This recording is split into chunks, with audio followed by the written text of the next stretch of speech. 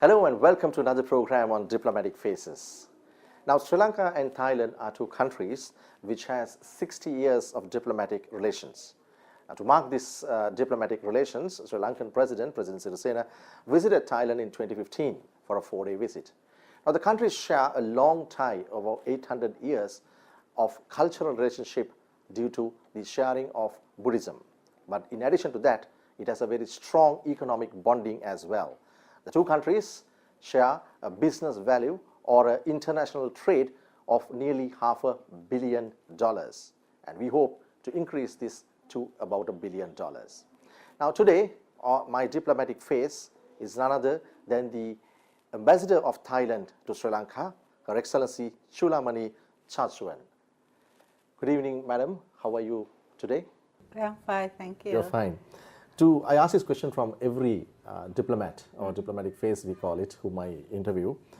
Tell me about how do you get into the foreign service and the diplomatic service, and how had been your experience? I grew up in the 70s during the height of Cold War, which had direct effect to Southeast Asia.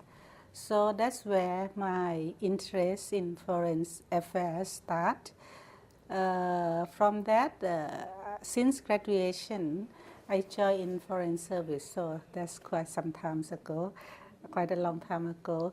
I have been posted in various countries in Asia and Europe and the US, which is very interesting experience. Take me to different corners of the world, allow me to witness many important events, many important situations which I think is very enriching experience.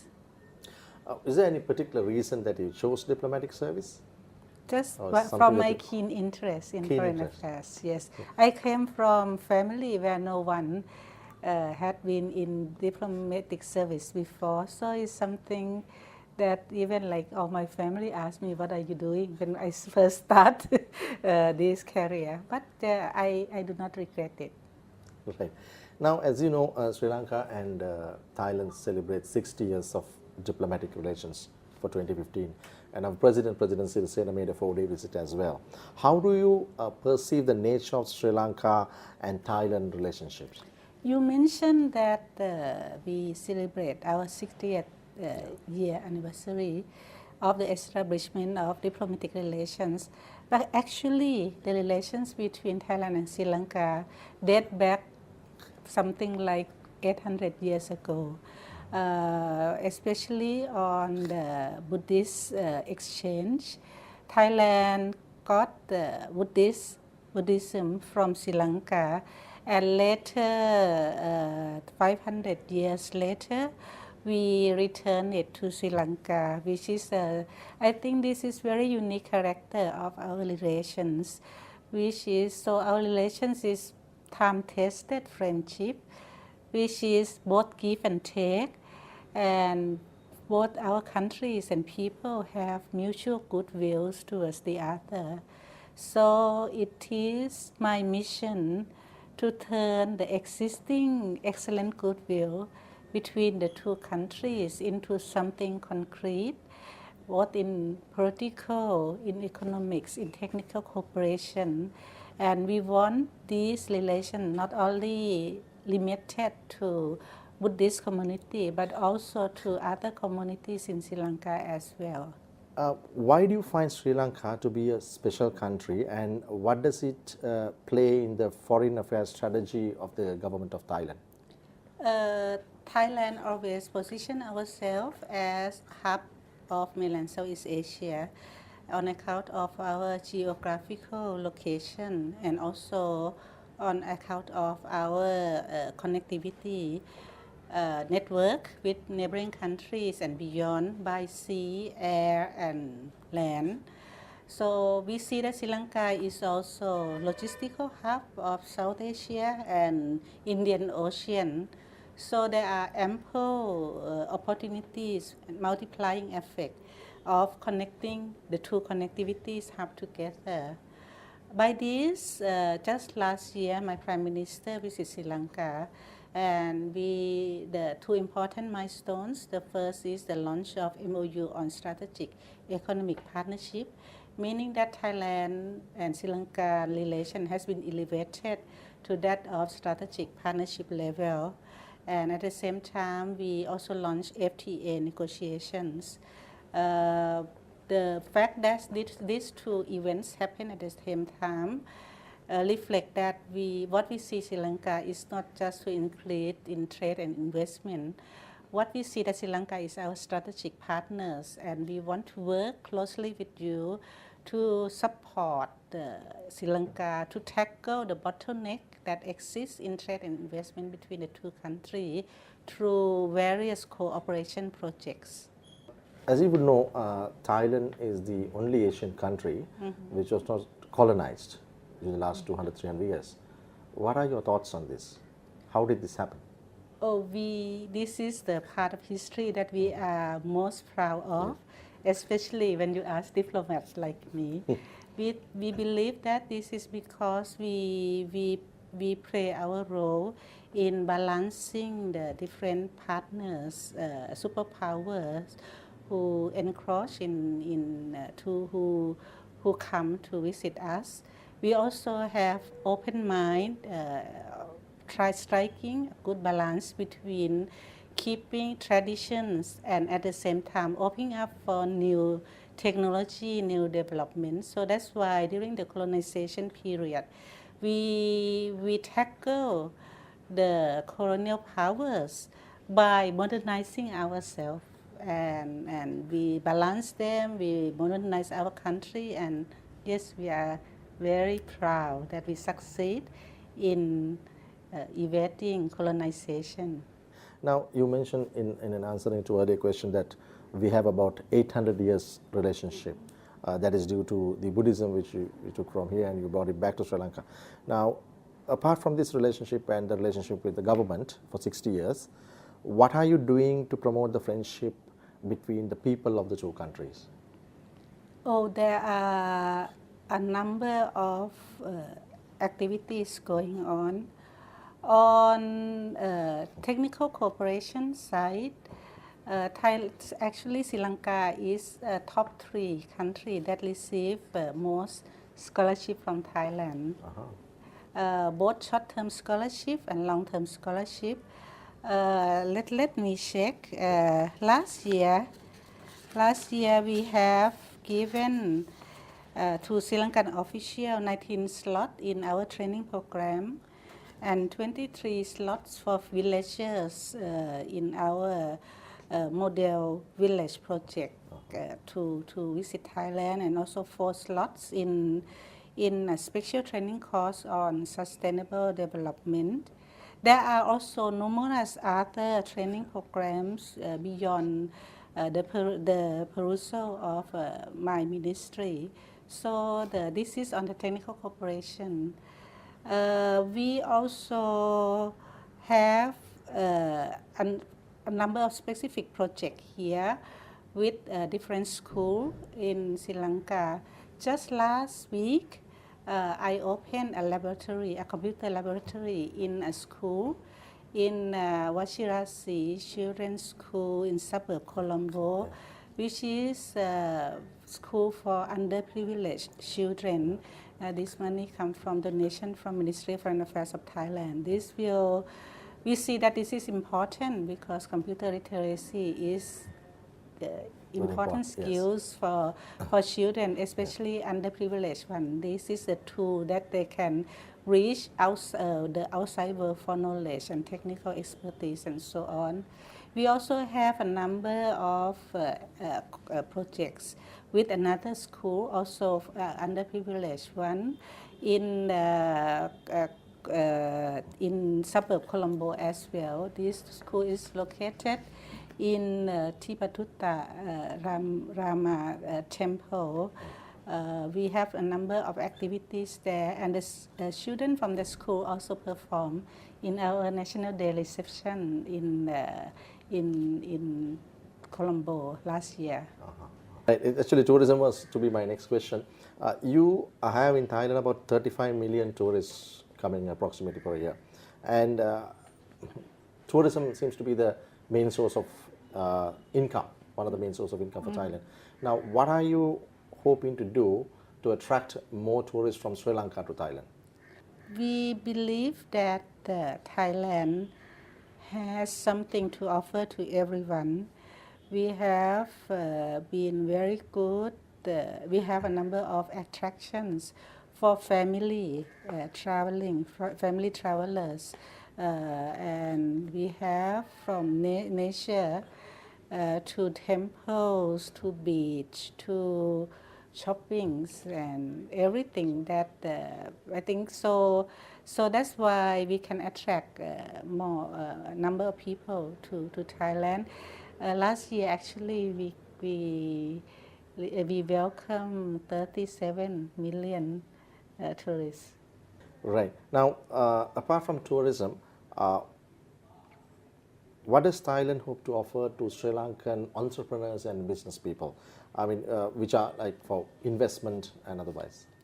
The Thai policy for inbound investment to Thailand now, the policy now we want to attract higher technology and innovation-based investment, and we are now working on dedicated area called EEC, Eastern Economic Corridor, to attract this kind of high technology and innovation investment. So and we offer quite attractive incentive for investors.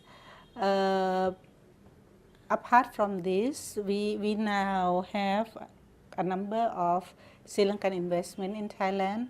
We have investors in rubber glove, in logistics, in and latest is the project on to build luxury car seats. So this is quite niche market, and so I think this is quite interesting. But on the other hand, the embassy is now working to promote more investment from Thailand to Sri Lanka. We have now investment in Sri Lanka. We have investment in hospitality business. All Thai brands, I mean hospitality brands are here. From Anantara, Sentara, Amari, Dusit, everyone is here. And we also, apart from this hospitality business, we also have construction, garment, and food. CPF Jalan Pokapan Food, which is the biggest food producer in Asia, has cooperated with a company here called Norfolk on frozen food. And I just talked with executive from Norfolk, and he expressed his confidence that with CPF, the biggest in Asia, Norfolk is now the second largest frozen food in Sri Lanka, and he believed that he would be number one very soon. And the recent investment is even more interesting. Also, CPF has invested in prawn farming. So this is very comprehensive project. It's the $20 million project now in Puttalam, but will expand to other areas in Sri Lanka soon. This prawn project will be just from the beginning of nursery, prawn nursery, up to processing and export, and should give employment opportunities for more than 500 Sri Lankan farmers.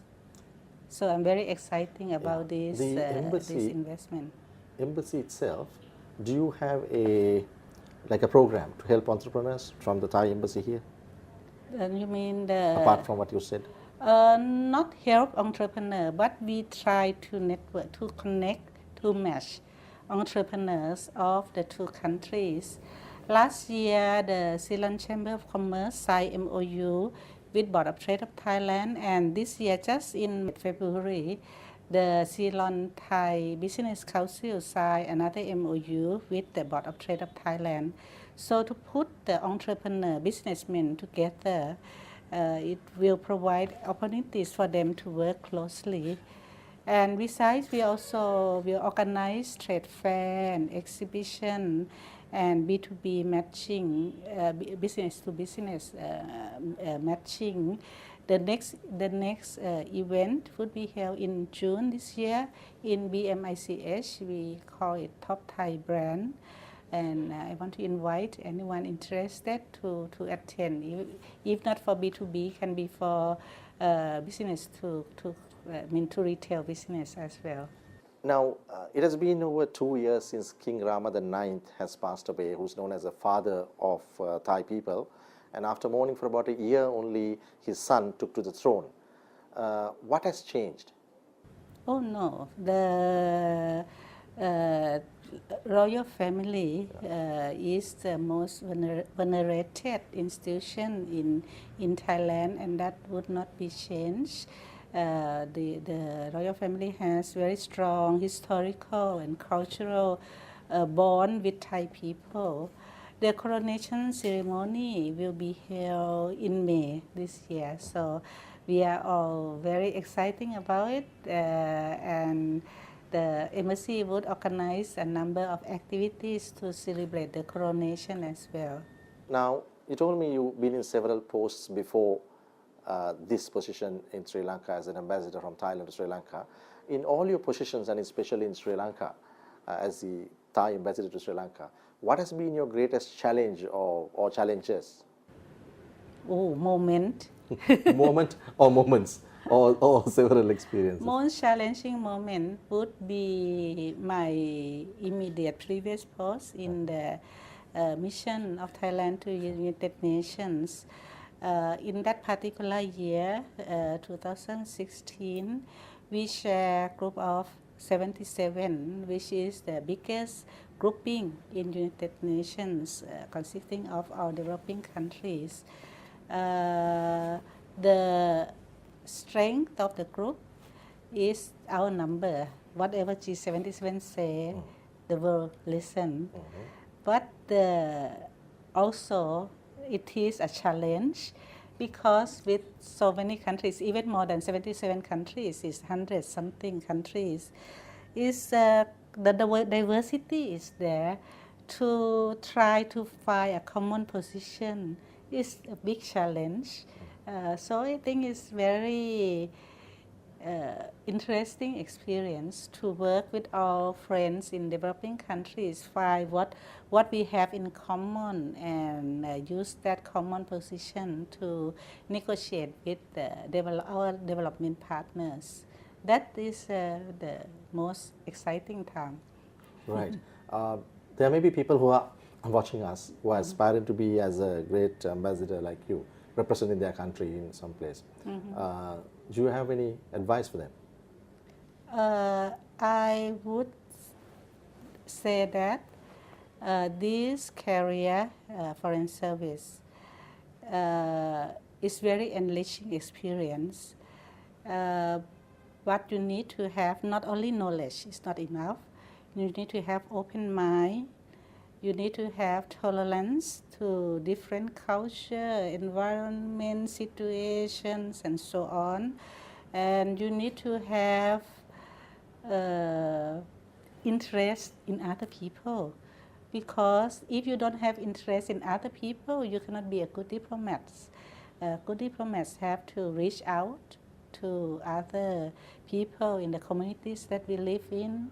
We have to try to understand them, try to find a way that we can work together. And this may sound easy, but it may not be that easy when you go to people whom you don't understand what their thinking is. So open-minded is very important. And even for those who are not interested to join foreign service, I think don't close your eyes. We live in globalized world.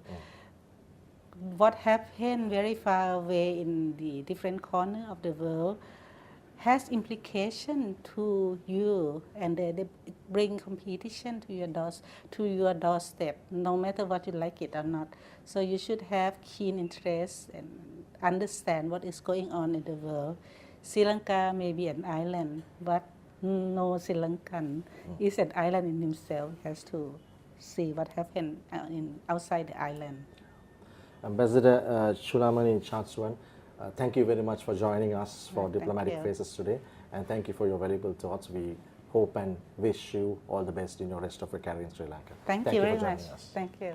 Well, that's Diplomatic Faces for you today. My diplomatic face today was Ambassador of Thailand to Sri Lanka, Her Excellency Chulamanee Chartsuwan. We'll see you with another diplomatic face next time. Have a good night and enjoy the rest of the programming on Channel I.